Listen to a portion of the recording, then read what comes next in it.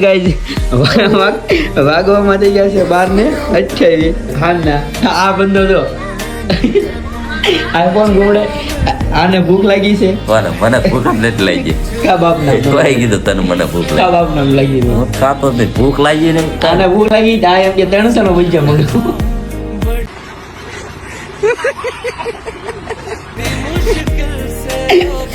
આને લાગી છે નથી લાગી એમ નથી લાગી એમ તો આ શું કે તો સાહેબ આપું બોલ લાગી. આઈ પકડે બધાને ભૂખ લાગી હોય બધા ખોટું બોલે.